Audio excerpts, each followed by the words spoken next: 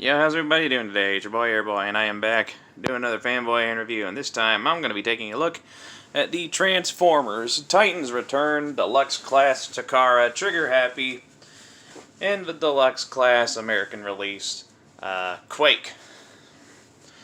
And before we look at the figures, I'd normally take a look at the box, but I don't have either of these guys' original boxes.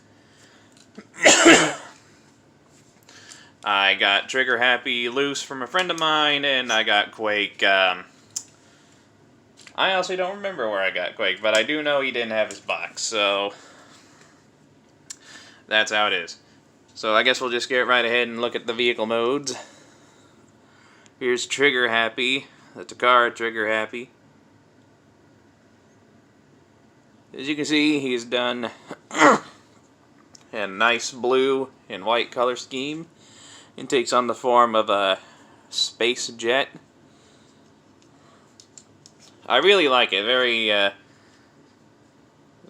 It looks very sci-fi. Like, it gives me heavy X-Wing from Star Wars vibes. A little disclaimer while I'm going over the vehicle modes here.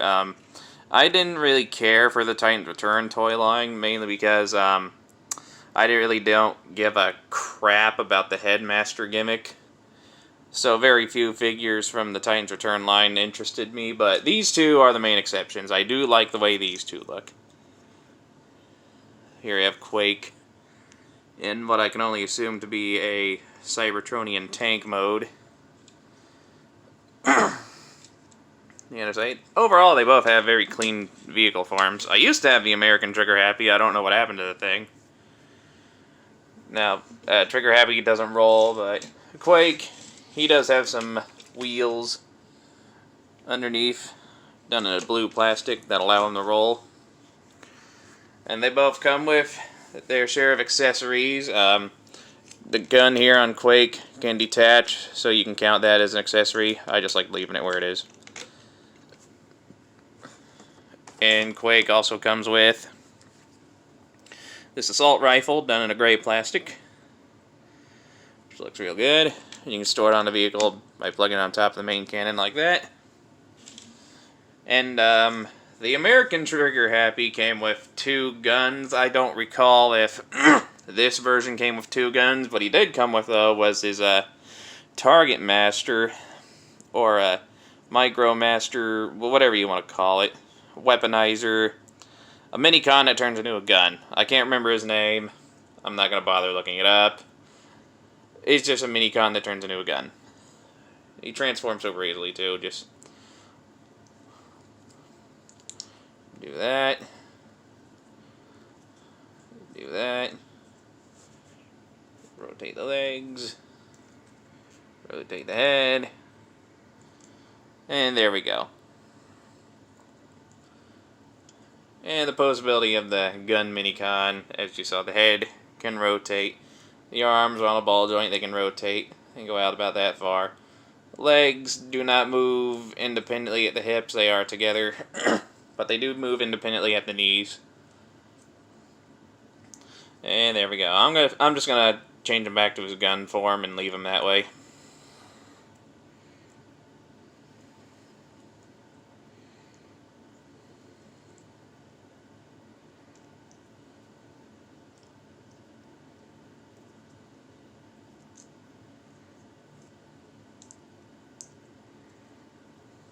And you can store the gun mode on TriggerHappy, just plug into the port there. And the last accessories these guys have are their Headmasters.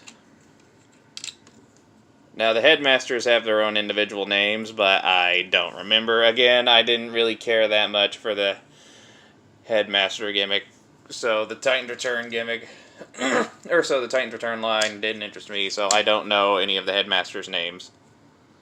But we will take a close look at them. Here we have Quake's Headmaster. I'm going to turn the light on, it's a little dim in here. Focus. Done in gray and blue. You rotate around, you see the main face.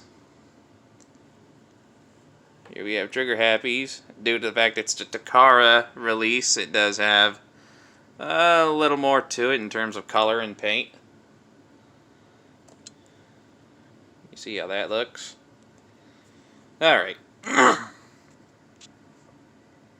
And as you just saw, they do store in the vehicle modes. Just get them in a decent little sitting position. You can just slip them in like so.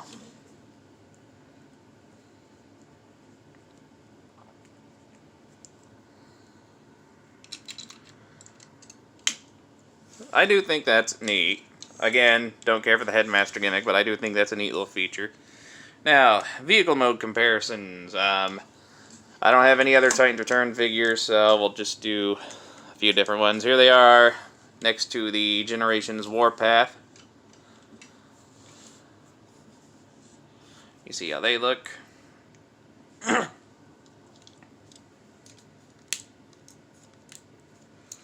And in case you want to know how they compare to some more recent, here they are next to Earthrise Cliff Jumper.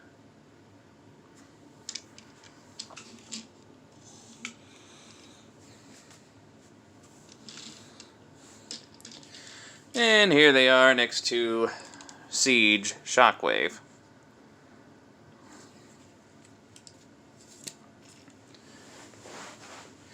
Alright, I'm going to go ahead and transform these guys, starting with Quake. What you want to do, you want to come under here, take this part, flip it in, like that. Then, what do we want to do next? Next, I'm going to come under here, unpeg the legs. I'm going to turn the light on so you can see what I'm doing.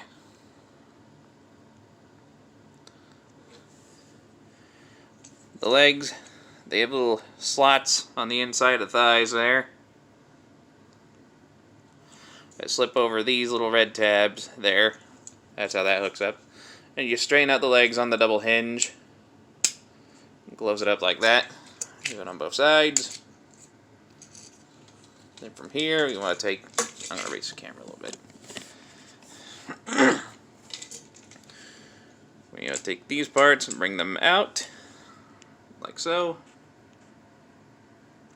We take this part here. We flip it down like that. Take this part, bring it down. You take this part, bring it down. There should be, yeah, there's a slot hole right there. Can't see it too well. There's a slot hole right there meant for that tab right there. I'll plug in there and hold it securely. You come down here, flip out the toes. They will just slot into place. Then from here, we just want to pull the arms out on the double hinge. Come under here. And we just want to flip the hands out like that. Repeat the process on the other side.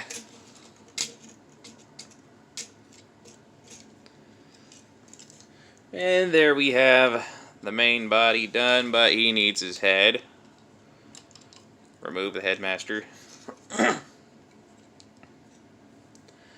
Then from here, you just super duper easy. Just take the arms, fold them down, take the legs, fold them down. Now, for some reason, the connection on my Quake's a little weird, but it works a lot better if I rotate the head on the Headmaster backwards.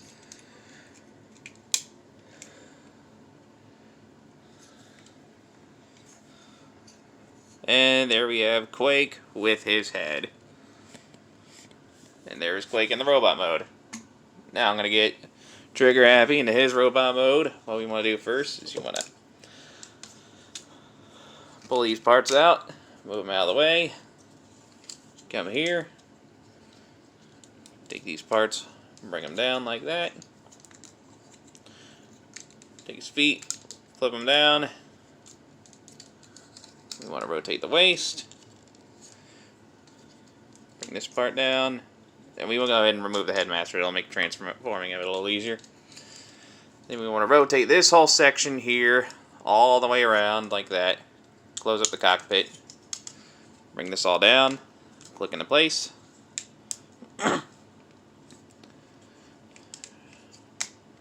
Shift everything down on these double hinges. It should line up and close up properly. Click into place. Take the cockpit, or take the nose cone, flip it down. Take these wings, angle them back, like that. Want to separate the tab from the legs. Then you want to take these guns here, flip them down. Take this tab here, flip it in, which will bring out the fist. Just like that. And there we have the robot mode for Trigger Happy, but now we need his head. Same deal. Fold the hands down, fold the legs up, plug it into place. And here we have Trigger Happy in his robot mode. And there we go. There we have both Trigger Happy and Quake in their robot modes, and I have to say, they do look really, really good. I love how these guys turned out. We're going to take a look at each of them individually, and then I'll go over their posability. We'll start with Quake. Here we have Quake in his robot mode. As you can see, he is done in a absolutely beautiful dark red, blue, and gray color scheme. All the colors go up. Yeah, I think I'll leave the light on this time. It's a little too dark.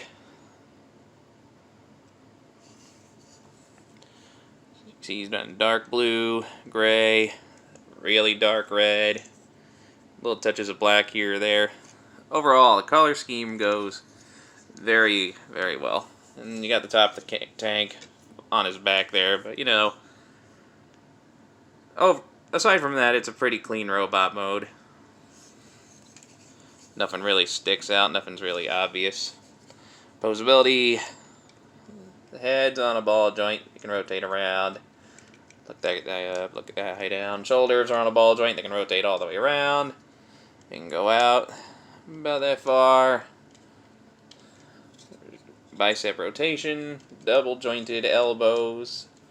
But due to the way the arm's molded, you don't get too far of a bend, roughly a little over 90 degrees. There is wrist articulation, which is surprising because usually Transformers with arms that transform with a hand going into the forearms, they usually don't have that. All Transformers that have arms that transform like that need to have this. Like, seriously. There's no excuse the bigger figures can't have it. There's nothing at the waist, unfortunately. The hips are on a ball joint. You can kick up about that high. You can kick back about that far. You can do the full splits. Thigh rotation. 90-degree knee bend. And nothing at the feet, but it is molded at an angle, so you don't have to worry about him standing like perfectly straight. And if you want, you can totally give him his gun. Holds it in his fist, just like that. And if you want to store it on him, you can just plug it back into the tank cannon. And if you want to, you can bring this tank cannon up on the shoulder, like this. And that looks pretty neat.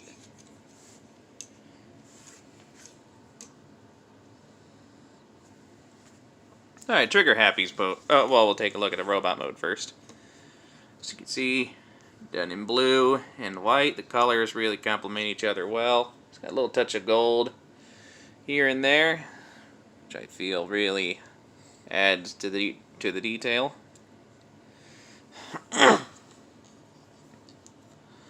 Looks pretty good. And nose cone and the wings kind of stick out a bit. Other than that, still a pretty clean transformation. If you want to, you can totally leave his fist folded in, have his guns out. I've always liked the concept of Transformers' arms turning into their weapons. So I love having that option. The head is on a ball joint. So more or less the same as Quake. Shoulders are also on a ball joint. Go out about that far. He does have bicep rotation, however his parts on his arms do get in the way of it a little bit. Nothing at the wrist. He does have waist articulation. Hips, arm ball joints. He can kick up that high, kick back that far, full split, thigh rotation, full bend at the knee, and the feet can move up and down. And he can hold his little Target Master pal. So if he doesn't feel like having arm guns, he can use a handgun. Pew pew!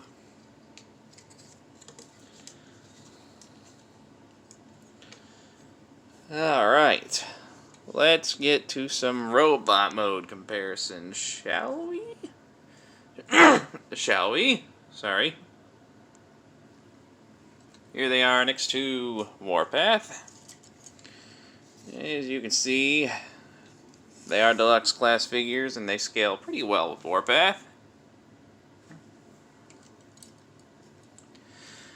And for something more recent, here they are next to Earthrise Cliff Jumper.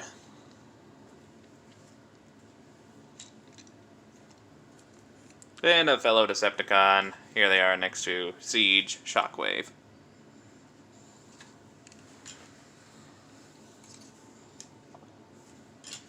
And I think that pretty much covers everything about these guys. Now, as they stand, they are approximately... See, Quake is about 5.5 inches. Oops. And TriggerHappy is... well, actually, they're both... well, hold on. Yeah, Quake is roughly 5.5 inches. TriggerHappy is just a little below that mark.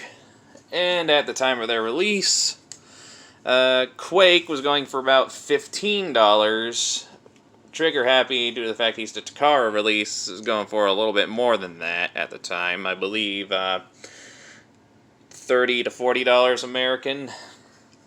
As for what they're worth now, I have no idea. If I had to guess, I'd say you could probably find Quake for $25 to $30 maybe. TriggerHappy, due to the fact that he's a Japanese exclusive, probably double that at the very least. But that's just a rough guess at the time of this recording. That's just what I think it might be. But do I think they are worth those prices, and should you get them? Despite the fact that I do not care about the Headmaster gimmick, I will say that these two figures, the design specifically, do stand out from the other Titans Return figures. There's just something about them I like in comparison to the other figures from that line.